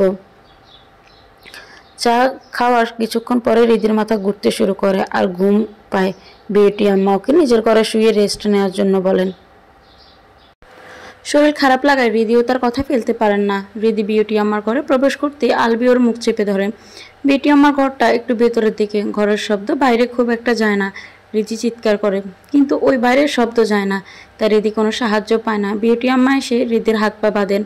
আলবি পরে হৃদির মুখ বাঁধে। পরে তাকে টেনে হিঁচড়ে নেওয়া যাওয়া হয় সেই ঘরে যেখানে মেয়েগুলো আছে। হৃদির নেশাঘর কাটে প্রায় ঘন্টা 3 পর। নিজেকে আবিষ্কার করে নতুন অন্ধকার করে। আশেপাশে শুধু মেয়েদের গোঙানি শব্দ। হাত পা মুখ বাঁধা থাকায় কেউ কিছু বলতে পারছে না। এই মুহূর্তে হৃদি কী করবে কিছুই বুঝতে পারছে না। মাথা কাজ করছে না তার। অন্ধকার আবছা আলোয় যা জিনিস দেখা যাচ্ছিল এখন হৃদি তাও দেখতে পারছে না। ঝাপসা হয়ে আসছে সব চারপাশটা। আম্মু হৃদি কই? অফিস থেকে সবে মাত্র এসেছিল সাম্য। ফ্রেশ হয়ে খাবারের কাগজ নিয়ে বসে সে। এই সময় হৃদির ঘরে থাকার কথা, কিন্তু সে নেই। হৃদিকে দেখতে না পেয়ে প্রশ্নটা করে সাম্য। বিলকিস বেগম মুখ বেঞ্চে কেটে উত্তর দেন, টিউশনি করানোর নাম করে বাসা থেকে বেরিয়েছিল। সন্ধ্যা হয়ে গেছে, কোনো খোঁজ নেই। দেখ গিয়ে কোনো ছেলের সাথে ভেগে গেছে। উফ আম্মু চুপ করো। হৃদি সেরকম মেয়ে না। সব মেয়ে কি তোমার বাইজি সিথির মতো ক্যারেক্টারলেস হয় নাকি? সাম্যের কথাটা যেন সিথির কলেজায় গিয়ে আঘাত করে। প্রতিটা কথা কলেজে বেদ করে কলেজাটাকে ক্ষতবিক্ষত করছে। কিন্তু বিষয়টা স্বাভাবিক। সিথি ভুল করেছে, আর সে ভুলের মাসুল লোকে সারা জীবন দিতে হবে। মেনে নিয়েছে সত্যটাকে সিথি। আবেগ মানুষকে অন্ধ করে দেয়, আর অন্ধ হয়ে মানুষ যে ভুল করে তার মাসুল তাকে সারা জীবন দিতে হয়। হৃদির না আসে সাম্য হৃদিকে কল দেয়, কিন্তু ফোন বন্ধ দেখায়। মেয়েটা কোথায় গেল? ফোন বন্ধ করে। আর হৃদি তো সেরকম মেয়েও না যে কাউকে না বলে বাসা থেকে বেরিয়ে যাবে এবং বাসায় ফিরতে দেরি করবে। রাস্তায় কোনো কাজে আটকে গেলে হৃদি অবশ্যই বাসায় জানায়। আলবির ফোন নাম্বার বোধহয় সাম্যের কাছে আছে, হৃদি দিয়েছিল। আর যদি সে আলবিরই বাসায় গেছে অভিকে পড়াতে, এই মুহূর্তে হৃদির সম্পর্কে যদি কেউ কিছু বলতে পারে তাহলে আলবিই পারবে। সাম্য দেরি না করে সে আলবিকে ফোন লাগায়। জি, কে বলছেন? আলবি, আমি সাম্য। হৃদি কোথায়? হৃদি কোথায় আমি কিভাবে বলবো? ও তো অভিকে পড়িয়ে তড়িঘড়ি করে বেরিয়ে গেল। কোথায় যাবে কিছু বলেছে তোমাকে? অদ্ভুত তো। আপনার বোন আমায় কেন বলতে যাবে সে কোথায় যাচ্ছে বা কেন যাচ্ছে? কথাটা বলে আলবি ফোনটা কেটে দেয়, সাম্যকে কিছু বলার সুযোগ না দিয়ে। আলবির হঠাৎ এরকম আচরণের কারণ ঠিক সাম্যর মাথায় ঢুকে না। ফোন কেটে দিতে আলবির চোখ গণের কাঁটার দিকে পড়ে। গণের কাঁটা ছুঁই ছুঁই। মেয়েগুলোকে এখন খাবার দেওয়ার সময় হয়ে গেছে। আলবি নিজের মায়ের ঘরে যায়। গিয়ে দেখে তিনি বিছানায় রাজকীয়ভাবে বসে হুক্কা টানায় ব্যস্ত। ঠিক সেইভাবেই তিনি বসেছেন, ঠিক যেমনটা রাজা বাচ্চারা বসত। আম্মু, মেয়েগুলো তো খেতে দিতে হতো। ফ্রিজে দেখ কিছু বাসি তরকারি আছে, আর বুয়া রুটি ভেজে রেখে গেছে, দিয়ে গেছে, ওগুলোই দে। কথাটা বলে আলবির মা হুক্কা লম্বা একটা টান দেন। মায়ের কথা মতো আলবি বাসি তরকারি আর রুটি মেয়েদেরকে খাবার হিসেবে রেডি করে। এক এক করে প্লেটগুলো ঘরে নিয়ে যেতে হবে। 5টা প্লেট একসাথে নেওয়া তো সম্ভব নয়। প্রথম প্লেটটা এক হাতে নিয়ে দরজা খুলতে দরজা খোলার শব্দে আঁতকে ওঠে মেয়েগুলো। কেঁপে ওঠে তাদের রু। না জানি কত মানসিক শারীরিক নির্যাতন নেমে আসে ওদের উপর। সব মেয়েরা ভয়ে কাঁপলেও হৃদির মধ্যে কোনো প্রতিক্রিয়া আলবি খুঁজে পায় না। ঘরের একটি কোনো চুপচাপ হাত পা বাঁধা অবস্থায় শুয়ে আছে সে। চোখের কানে সে এক বিন্দু জল মুক্তার মতো দেখাচ্ছে। ওদের শীঘ্রই তার হৃদির গাল গড়িয়ে মেঝেতে পড়ে। আলবি একে একে সব প্লেট নিয়ে আসে, তারপর মেয়েদের পাদন খুলে দেয়। খাওয়ার জন্য, কিন্তু তার আগে সাবধান করে দেয় যদি কেউ কোনো শব্দ করে তাহলে আজই তার শেষ দিন। বাকি মেয়েগুলো খাওয়া শুরু করলেও হৃদি করে না, সে চুপচাপ থ মেরে বসে থাকে। তা দেখে আলবি বলে, খাচ্ছিস না কেন? আমি খাবো না। হৃদির মুখে এমন কথা শুনে সব মেয়েগুলো একসাথে বলে ওঠে, যা দিয়েছে খেয়ে নাও, নয়তো সকালের আগে এখানে দানা পানিও জুটবে না। এগুলো খাবার হলো? বাড়ির জি চাকররাও তো এর থেকে ভালো খাবার খায়। মেয়েগুলোর কথার জবাবে হৃদি কথাটা বলে। তা শুনে আলবি এক পৈশাচিক হাসি দেয় আর বলে, বাব্বা এত দেমাক, মামার বাড়িতে থাকতে তোর এই খাবারগুলোই জুটতো। কিনে সন্দেহ, নিজের সন্তানের থেকে কোনো অংশ কম দেখিনি আমায় মামা মামি। বেশ তো, তাহলে তোর খোঁজ খবর নিতে তো দেখলাম না, যা দেখছি চুপচাপ খেয়ে নে। হৃদি আর কিছুই বলে না, এক গ্লাস পানি খেয়ে নিজের ক্ষুধার জ্বালা মেটায়। যতই কষ্ট হোক তার, সে এসব খাবার মুখেও তুলবে না। না জানি কি মিশিয়ে দিয়েছে। পানিটা খাওয়ার সময় হৃদি বর্ষা পায়নি, তাই নিজ চোখে চোখ রেখে ডালা পানি সে আয়েশ করে খেয়েছে। হৃদির বিশ্বাস খুব শীঘ্রই কে একজন আসবে আর হৃদি সহ সব মেয়েদের উদ্ধার করে আপনজনদের কাছে ফিরিয়ে দেবে, আর বিউটি আম্মার আর আলবির সাজা হবে। মেয়েগুলোর খাওয়া শেষ হয়ে গেলে আলবি একে একে সব মেয়েদের হাত পা মুখ বাঁধা শুরু করে। হৃদিও বাদ যায়নি। নিকশ কালো অন্ধকার ঘরে ভোরের আলো ভেন্টিলেটর দিয়ে প্রবেশ করে সোজা হৃদির মুখে পড়ে। ঘুম ভেঙে যায় তার, শরীর ব্যথায় গোংড়াতে লাগে সে। কাল রাতে তো আর হৃদির উপর দিয়ে কমজোর ঝাপটা যায়নি। হৃদি বরাবরই ঘাঁটতারা আর সোজা কথার মেয়ে, তবে নিজের পরিবারের জন্য সে সব ধরনের ত্যাগ স্বীকার করতে প্রস্তুত। মা মারা যাওয়ার পর মামার পরিবারই হৃদির পরিবার, তাই সর্বস্ব দিয়ে সে পরিবারকে আগলে রাখতে চেয়েছে। আলবিও বরাবর জানতো হৃদি খুবই সেন্সিটিভ মেয়ে, কিন্তু কাল রাতে সে অন্য হৃদিকে দেখতে পায়। আগের অর্ডারটা ক্যান্সেল হয়েছে, ক্রেতারা ন্যায্য মূল্যে দিতে অস্বীকার করছে। কাল রাতে ক্রেতারা মেয়েদের দেখতে এসেছিল, ক্রেতারা মেয়েদের নিজ হাত দিয়ে পরীক্ষা করে দেখে। অন্যান্য মেয়ে চুপচাপ তা সহ্য করে নেয়, কিন্তু হৃদি তা পারে না। ক্রেতারা হৃদির শরীর স্পর্শ করার জন্য হাত বাড়ালে হৃদি প্রতিবাদ জ্বলে ওঠে। মা বাবা মারা গেছে তো কি হয়েছে, হৃদি নিশ্চয়ই কোনো সস্তা মেয়ে মানুষ নয় যে অন্যকে নিজের শরীর স্পর্শ করতে দিবে। আর এই সামান্য কারণেই তার উপর নেমে আসে অমানবিক নির্যাতন। লাঠি দিয়ে পেটাতে লাগে বিউটি আম্মা। নেশাগ্রস্ত অবস্থায় মা ছেলে হৃদির গায়ে সিগারেট গরম খুন্তির ছেঁকা দেয়। সেগুলো সহ্য করতে না পেরে হৃদি অজ্ঞান হয়ে যায়, আর তারা তাকে আগের মতো ফেলে রেখে চলে যায়। হৃদি নিখোঁজ হয়েছে প্রায় 1 সপ্তাহ হলো।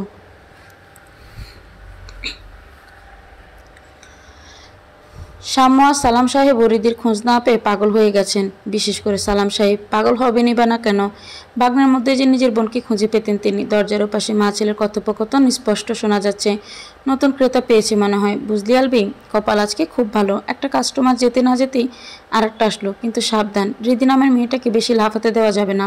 হৃদি আশা কিছুটা হলেও ছেড়ে দিয়েছে, কারণ এতদিন ধরে সে বন্দী, অথচ কেউ তাকে বাঁচাতে আসলো না। আয়ামে জাহালিয়া যুগের মতো আজ থাকে, এবং বাকি মেয়েদের হয়তো আবার নিলামে দেওয়া হবে। যে যেমন দাম দেবে সে তেমন মেয়ে পাবে। কেয়ামত আর বেশি দূরে নেই। অনেক আলামতি পাওয়া গেছে। মানুষের অপরাধ প্রচণ্ড মাত্রায় বেড়ে গেছে। চারিদিকে খুন খারাপি, রেশারেশি, দর্শন, ব্যভিচার। মার হাতে মেয়ে খুন, মেয়ের হাতে মা খুন, বাবার হাতে ছেলে খুন, ছেলের হাতে বাবা খুন, আরও কত কি। এই তো কয়দিন আগে ফেসবুকে খবরের কাগজের পাতায় মোটা করে ছাপা হয়েছিল, নামাজরত অবস্থায় মেয়েকে খুন করলো মা। কারণটা কিন্তু খুব ছোট এবং সামান্য, মেয়ের বিয়ে হচ্ছিল না, তাই বোঝা কমাতে নামাজরত মেয়েকে খুন করেন গর্ভধারিণী মা। কেউ কারো কাছে নিরাপদ নয়। সন্ধ্যার কালো শার্ট পরিহিত একদল মানুষ আলবির বাড়িতে ঢুকে। আলবি তাদের সেই ঘরে নিয়ে যায় যেখানে মেয়েগুলো আছে। বেশ খানিকক্ষণ যাওয়ার পর বাইরে থেকে আওয়াজ আসে, বোধহয় পুলিশ হবে। অন্ধকারে শুকনো আলোর রেখার মতো হৃদি আশার আলো দেখতে পায়। আপনাদের চারপাশ থেকে ঘেরাও করা হয়েছে, চুপচাপ মেয়েগুলোকে আমাদের হাতে তুলে দিন। আলবির বিউটি আম্মা বন্দুক বের করার প্রস্তুতি নিলে লোকগুলো তাদের জাপট করে ধরে ফেলে। ফলে মা ছেলের কোনো কিছু করার সুযোগ থাকে না। লোকগুলো তাদের নিয়ে গিয়ে গাড়িতে তোলে, আর বাকি যারা ছিল তারা মেয়েগুলোর হাত পার বাঁধন খুলে দেয়। হৃদিও বাদ যায় না। অন্য মেয়েগুলো উঠে দাঁড়ালেও হৃদি উঠে দাঁড়ানোর শক্তি পায় না।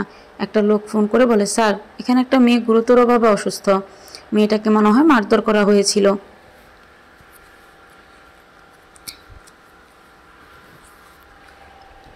আমি আসছি। ফোনের ওপাশে লোকটা শান্ত গলায় জবাব দেয়। হৃদি নিজের সর্বস্ব দিয়ে উঠে দাঁড়ানোর চেষ্টা করে, কিন্তু সে ব্যর্থ হয়। উল্টে পড়ে গিয়ে আরও ব্যথা পায়। ঝাপসা চোখে কাউকে দরজা দিয়ে ঢুকতে দেখে। বেশ লম্বা লোকটা, সুঠাম দেহের অধিকারী লোকটা। তিনিও কালো শার্ট পরিহিত, হাতা ফোল্ডার করা। লোকটা হৃদির কাছে আসতে হৃদি অজ্ঞান হয়ে যায়।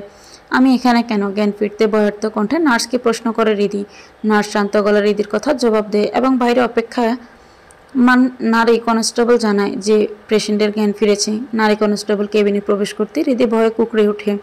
অসহায় কণ্ঠ আকতে জানায় হৃদি যাতে সে হৃদির কাছে না আসে। নার্স ডাক্তারকে খবর দেয়, কিন্তু সে একই অবস্থা। ডাক্তারকে দেখেও হৃদি ভয় পাচ্ছে। কোনো উপায় না পেয়ে নারী কনস্টেবল অফিসার বুখারিকে ফোন লাগায়।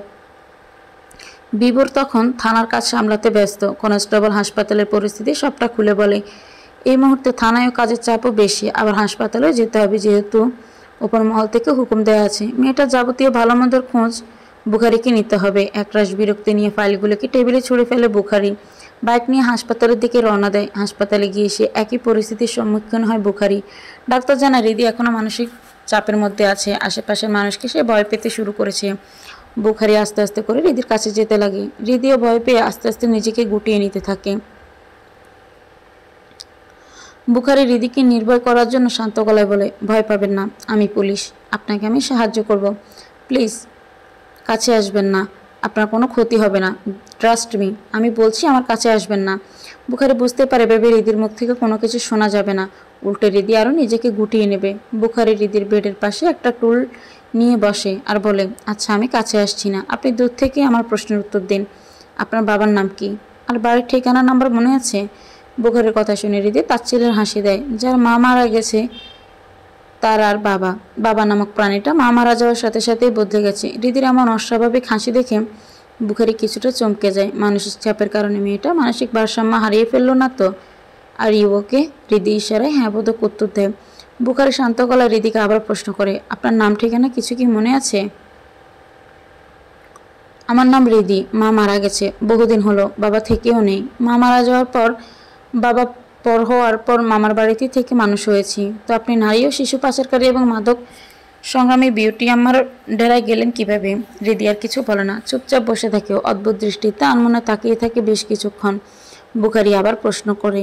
তার ধ্যান ভাঙে। লম্বা শ্বাস নিয়ে হৃদি বলে, আপনি আসতে পারেন, আমায় একা থাকতে দিন। আর হ্যাঁ, আমার সম্পর্কে কোনো খোঁজ খবর নেবেন না, আল্লাহর দোহাই লাগি।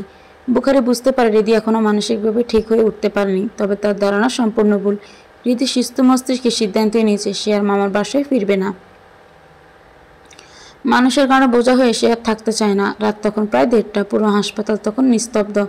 গা ছমছম একটা পরিবেশ, তার মধ্যে মেডিসিনের গন্ধ পরিবেশটা আরও ভুতুড়ে করে তুলেছে। এরকম পরিবেশে যে কারো গা শির উঠবে, কিন্তু হৃদি সে সম্পূর্ণ স্বাভাবিক। পা টেপে টেপে হাসপাতালের মেন গেটের দিকে যাচ্ছে সে। যেভাবেই হোক আজ পালাতেই হবে, পুলিশ দিয়ে বিশ্বাস নেই। তারা যতই আশ্বাস দিক যে হৃদির ব্যাপারে কোনো খোঁজ খবর নেবে না, কিন্তু তরতরে তারা ঠিকই হৃদির সম্বন্ধে খোঁজ খবর নিচ্ছে। তাই হৃদিকে পালাতেই হবে। শরীর দুর্বল থাকে, স্যালাইন দেওয়া হয়েছিল তাকে। সুইচটা ঠিকমতো খুলতে পারেনি হৃদি, কোনো রকমে সুইচটা খুলে ফেলে রেখে এসেছে সে। বা হাতটায় স্যালাইন দেওয়া হয়েছিল, সেখান দিয়ে গোল গোল করে রক্ত ঝরছে, ব্যথাও করছে প্রচণ্ড। এদিকে আলবিও তার মা হৃদির ডান পায়ের তলায় খুন্তি গরম করে ছেঁকা দিয়েছিল। হাঁটার কারণে ফোসকা পড়ে গেছে, প্রচণ্ড জ্বালা হচ্ছে পায়ে। কতবার যে হোঁচট খেয়েছে হিসেব নেই। ঠিক হাসপাতালের মেন গেটের সামনে এসে হৃদি মাথা ঘুরোতে শুরু করে। ঝাপসা হয়ে আসে চারপাশটা। মুহূর্তে সে মাটিতে লুটিয়ে পড়ে। হৃদি জ্ঞান ফিরতে পাশে বুখারিকে দেখতে পায়। মাথা নিচু করে দুহাত কপালে মুষ্টিবদ্ধ করে টুলে বসে আছে বুখারি। হৃদির জ্ঞান ফিরতে সে উঠে দাঁড়ায় এবং কাছে এগিয়ে আসে। হৃদিও কিছুটা গুটিয়ে নিতে লাগে নিজেকে। প্রবলেম কি আপনার? পালাইতে চাইছিলেন কেন? পালানো? এখানে পালানো আসলো কিভাবে? তো হাসপাতালে গেটের সামনে পড়ে আছিলেন কিভাবে? ঘুমের মধ্যে হাঁটার অভ্যাস আছে? হাঁটতে হাঁটতে হয়তো। হ্যাঁ, খুব বুদ্ধিমান আপনি। কি ভাবছেন যা বলবেন তাই বিশ্বাস করব? ঘুমিয়ে হাঁটার অভ্যাসের সময় মানুষ হ্যাঁচকা টান দিয়ে স্যালাইন খোলে? পায়ের ফোসকা ফলে গেছে বলে তাও সে খুঁড়িয়ে খুঁড়িয়ে হাঁটে? বুখারের যুক্তির কাছে হৃদি কী বলবে ভেবে উঠে পারে না। মামা না বলতো পুলিশরা মাথা মোটা হয়, কিন্তু এই বেটা তো প্রচুর শিয়ানা। বুখারের হৃদির সামনে তুড়ি বাজালে ওর ধ্যান ভাঙে। পালানোর কারণটা কি জানতে পারে? ঘুমে হাঁটা, মিথ্যে বলিয়েন না, পাপ হবে। পুলিশের না মাথা মোটা হয়, আপনি তো শিয়ানা হলেন কীভাবে? বিড়বিড় করে কথাটা বলে হৃদি। হৃদির কথায় কিছু হলেও বুখারি শুনতে পায়। মাথা মোটা? শিয়ানা মানে? কিছু না, কারণটা বললেন না। মন চাইছে তাই পালাইতে চাইছিলাম। আমায় বোকা ভাববেন না, আমি আন্দাজ করতে পারছি আপনি কোনো বড় কারণে পালাতে চাইছিলেন। আপনি কোনোভাবে এই মাদক কারবার আর নারী পাচারের সাথে যুক্ত নন তো? আস্তাগফিরুল্লাহ, এগুলো কি বলছেন? তো পালানোর কারণ কি? আপনি যদি আমায় আমার মামা মামির কাছে দিয়ে আসেন, আপনি ফেরত যেতে চান না? একদম না। কেন? ওনারা কি আপনার উপর কোনো ধরনের টর্চার করছে? না, ওনারা খুব ভালো মানুষ, তবে মানুষের ঘাড়ে আর বোঝা হয়ে থাকতে চাই না। দেখে তো মনে হচ্ছে ক্লাস 9-10-এর বাচ্চা মেয়ে। মোটেও না, আমি এইচএসসি দিছি। তো মামা বাসায় যাবেন না তো যাবেন কই? যেখানে দু চোখ যায়। আমার বাসায় যাবেন? বুখারের কথা শুনে হৃদি দীর্ঘশ্বাস ফেলে। আলবিকে বিশ্বাস করে ঠকেছে, সাম্যও পাল্টে গেছে। আর কোনো ছেলেকে বিশ্বাস করতে মন সায় দিচ্ছে না। সরি, লাগবে না আপনার, দয়া করো না। তো যাবেন কোথায়? বললাম তো জানি না। আপনি আসতে পারেন, একা থাকতে দিন আমায়। পালাবেন না তো? জানেন আপনি পায়ের ফসকা গলে গেছে। পালানোর কোনো উপায় আছে? কি জানি। যে মেয়ে বিউটি আমার মুখে মুখে কথা বলতে পারে, তার মার খেয়ে দিব্যি বেঁচে থাকতে পারে, তার দ্বারা কোনো কিছুই অসম্ভব না। কথাটা বলেই বুখারি কেবিন থেকে বেরিয়ে যায়। হৃদি মুখ বেঞ্চি কেটে বিছানায় হেলান দিয়ে শুয়ে পড়ে। কিরে, মেয়েটার কি খবর? কথাটা বলে টেবিলের উপর কফির কাপ রাখেন মিসেস ছায়া। বুখারি টাওয়াল দিয়ে মুখটা মুছে ব্যালকনিতে রোদে দিয়ে বলে, বোঝোই তো বিউটি আমার সামনে লাগতে পারে যে মেয়ে, সে তো আর কোনো সাধারণ মেয়ে না। বাড়ির খোঁজখবর নিয়েছিস? নিয়েছি, কিন্তু উনি যেতে নারাজ। তো কই যাবে মেয়েটা? বলো যেখানে দু চোখ যে চলে যাবে। আমাদের বাসায় আনলেই তো পারিস। বলেছিলাম, কিন্তু উনি না করেছেন। আমি কালকে যাব হসপিটালে। যাবে? আচ্ছা যেও। বিবর মেয়েটা যেন কোনো হাসপাতালে আছে? বিবরের আলমারি গোছাতে গোছাতে প্রশ্নটা করেন মিসেস ছায়া। বিবরও তখন থানায় যাওয়ার জন্য রেডি হচ্ছিল। হাত ঘড়িটা পড়তে পড়তে বলে, সদরেই ভর্তি করিয়েছি। উপর মহল থেকে অর্ডার আসছিল। আল্লাহর রহমতে মেয়েটা সুস্থ হয়েছে, কিন্তু ওই মামা বাড়িতে যাবে না, তাই হাসপাতালে পড়ে আছে। বাচ্চা পেশেন্টদের সাথে দুষ্টুমি করে দিন ভালোই কাটছে মেয়েটার। কিছু টাকা দিয়ে যাস তো। থানায় যাওয়ার আগে বিবর ওয়ালেট বের করে মিসেস ছায়ের হাতে 1000-5 টাকা দেয়। চাকরি হওয়ার পর থেকে বিবর মায়ের কাছে স্যালারি রাখতে চেয়েছিল, কিন্তু মিসেস ছায়া তাতে সায় দেন না। ছেলে বড় হয়েছে, মার কাছে কেন স্যালারি রাখবে? তার চেয়ে ভালো হয় নিজে রাখবে। আর মিসেস ছায়া দরকারের সময় ছেয়ে নেবেন। হৃদির মতো বিবরও মধ্যবিত্ত ঘরের সন্তান। বাবা ছিলেন সৎ পুলিশ অফিসার, স্ট্রোক করে দুনিয়ার মায়া ছেড়েছেন বহুদিন হলো। ছোটবেলা থেকে বিবরেরও স্বপ্ন ছিল বাবার মতো সৎ পুলিশ অফিসার হবে। দীর্ঘ প্রচেষ্টার পর আজ সে তা করে দেখিয়েছে। বিউটি আম্মা কতবার নিজে বিবরের টাকা দিয়ে হাত করতে চেয়েছে তার হিসেব নেই, কিন্তু পারেনি। অন্যান্য পুলিশ অফিসারকে টাকা দিয়ে হাত করতে পারলেও বিবরকে টাকা দিয়ে হাত করতে সে ব্যর্থ। তাই তো বিবর এখন বিউটি আম্মার দুই চোখের বিষ। ছেলেকে থানায় পাঠিয়ে হাসপাতালে যাওয়ার জন্য রেডি হন মিসেস ছায়া। পারলে আজই হৃদিকে নিয়ে আসবেন। একা না থাকতে মোটেও ভাল লাগছে না। সাথে কিছু টাকা নিলেন। যদি হৃদিকে নিয়ে আসতে পারেন তাহলে আসার সময় ওর জন্য কেনাকাটা করবেন। বিল্ডিং থেকে বেরোতে এলাকার কুকুর বিড়ালগুলো মিসেস ছায়াকে ঘিরে ধরে। একা মানুষ মিসেস ছায়া। বিবর কাজে ব্যস্ত থাকা এলাকার কুকুর বিড়ালগুলো খাওয়াতেন মাঝে মাঝে তিনি। কখন যে তারা মিসেস ছায়াকে আপন করে নিয়েছে, মিসেস ছায়া তাদের সন্তানের মতো দেখে।